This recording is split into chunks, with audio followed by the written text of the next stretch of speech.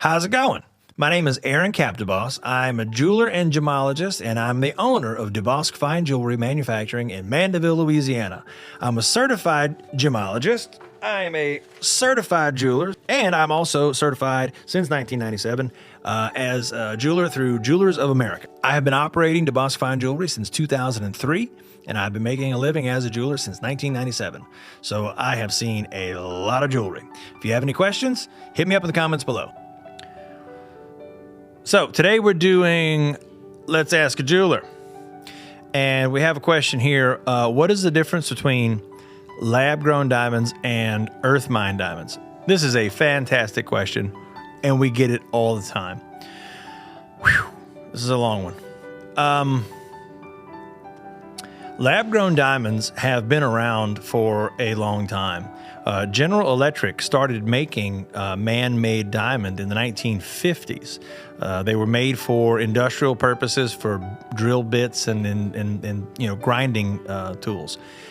In the last few years, lab-grown diamond technology has come a long way, and now they are producing gem-grade lab-grown diamond. And the quality of the stuff, I gotta say, is surprisingly good. Now, at first, I was not a fan. I didn't want really anything to do with it. I thought it was something weird, or I had a very negative reaction to it as a jeweler. Now, I'm a fine jewelry maker, and the difference between a fine jewelry maker and a not fine jewelry maker is really standards. That's what it comes down to.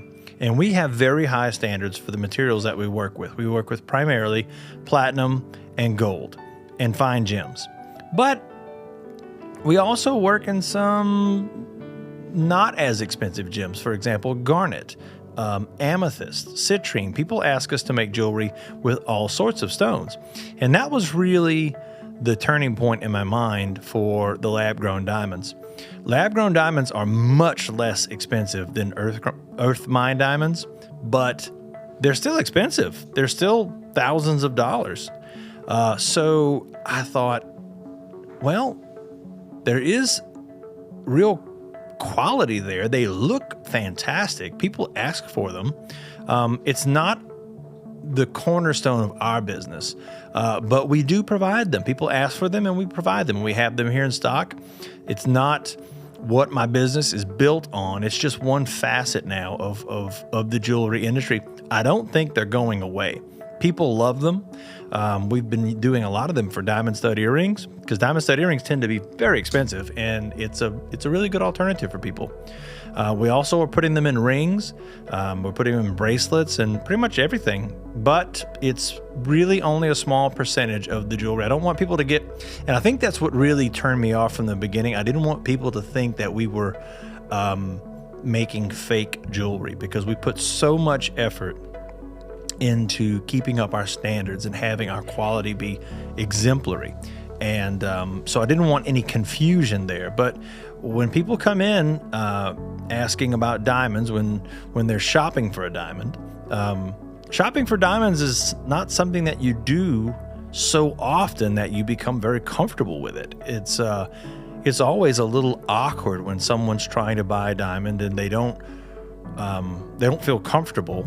Most people don't feel comfortable buying diamonds because they're expensive, and there's really a lot to know about them, and you can drive yourself nuts. I mean, with the internet today, if you can Google anything you want, and if you Google and look and read long enough, you can find any answer you're looking for, whether it's correct or not. You can find people who say something is terrible, and you can find people that say something is wonderful on the same topic within a few pages of each other. I think they're a positive thing for the industry. I don't own a diamond mine, so I don't really have a stake in it. It's really about what the clients want, and people are asking for them, and so we're starting to provide them more and more. Now, visually, they're identical. No one can tell an earth mine diamond from a lab-grown diamond. You just can't. It is crystallized carbon. When you look at it, it has the same brilliance. It has color. It has clarity. It has inclusion, just like a natural stone. So visually, there's not a lot of difference. Matter of fact, a lot of the lab-grown diamonds are very well cut, whereas earth mine diamonds, they try to retain as much of the weight of the stone as possible because the rough is very expensive.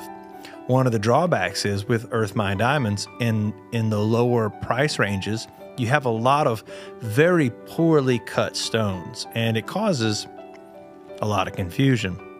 You could go on any of the diamond websites, the big ones, Blue Nile or James Allen, and those are reputable websites. And if you type in a search criteria, say you're searching for a 2-carat round diamond, H color, SI1 clarity, you're going to find a huge sway of price for that same clarity, for that same size.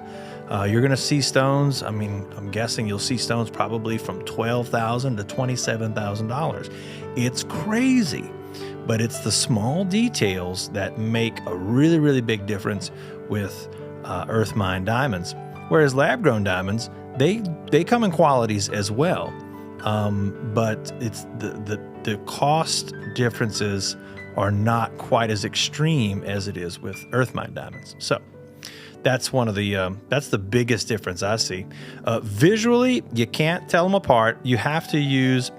Now, people ask me, how do you know? So we have a little laser diamond scanning tool. You place the stone on the tool, and the device produces light that goes into the stone, and then it measures how the light is affected by the crystal.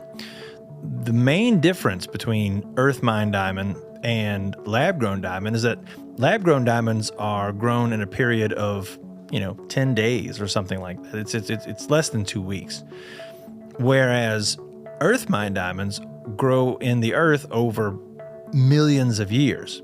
The growth structure of the crystal is slightly different. The human eye can't detect it, but we have machinery nowadays that can detect an earth mine diamond from a lab-grown diamond. So that's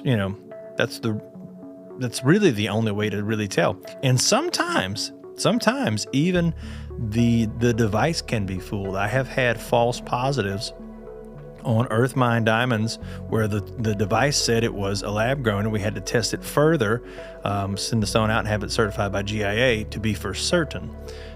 So it's a little bit of a slippery slope these days, but I don't think we're going to see lab diamonds going anywhere. I think I compare them to people in the shop here. I tell them it's sort of like synthetic motor oil. When it first came out, people didn't think it was good. They said, oh, you can't put that in your car. It's not real oil. But the truth is, it's synthetic motor oil is really better than, natural earth mined motor oil. So anyway, that's, if you have any questions further about lab grown diamonds or earth mined diamonds, hit me up in the comments below and we'll address those. Thanks, you guys.